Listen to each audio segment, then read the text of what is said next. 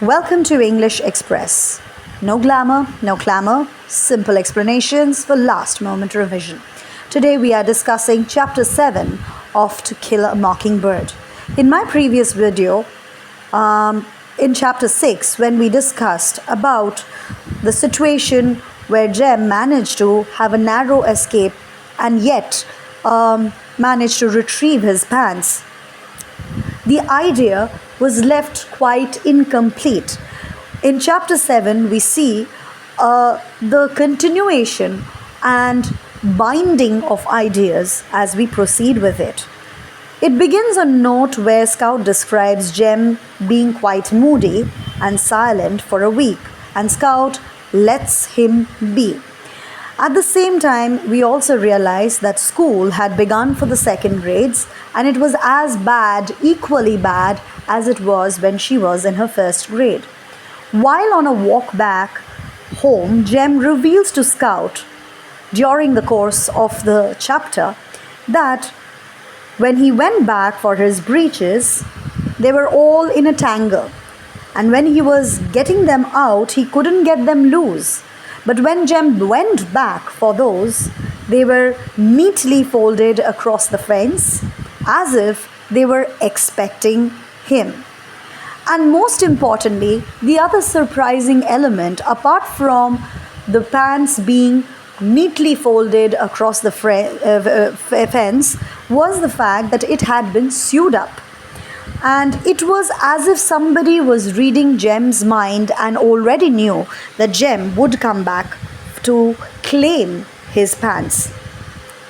This idea of continual suspense, what happened exactly at the Radley place, who was responsible for folding Jem's pants, was it Boo Radley? Was it someone else? Remains a mystery. The mystery is further triggered when the children land up right outside the Radley place, where in front of the tree in the knot hole they notice a ball of grey twine. They assume that the twine could belong to someone else. Perhaps it could be Walter Cunningham, who was hiding his stuff in the knot hole. Maybe it was a secret hiding place to hide stuff. But the suspense and the mystery remained. The children decided to move on and not claim it. If it stayed there for a week, then they could come back for it. But the stuff remained there, and ultimately, after the fourth day, they considered it to be their property. But this concept of finding things in the knot hole did not end there. Another instance when they found another present, which comprised two figures carved in soap, representing Scout and Jem, and the children had a clear idea that it was purposely and purposefully kept for them. Another time they found chewing gum inside the knot hole. Once they found a spelling bee medal, and another time they found an old pocket watch. Having received these series of gifts, the children were keen and excited, no doubt, because their mysterious admirer,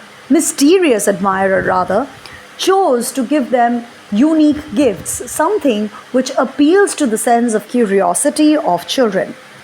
Finally, Jem and Scout decide to write a letter of appreciation. And when they finally decide on it, they do write in very clear terms. And Jem writes, "Dear Sir, we appreciate," and he figures it out and says, "We appreciate everything which you have put into the tree for us. Yours very truly, Jeremy Atticus Finch." As if to thank this strange, mysterious admirer for the lovely gifts he keeps in store for them. So before they decide to deliver the letter and put it inside the knot hole, they also figure out that that knot hole has been finally sealed up. And they realize it was none other than Mr. Nathan Radley, who had sealed up the knot hole. On asking him why was it sealed up, they received the answer that it was dying, the tree was dying, and as a consequence, he had no option but to seal it up.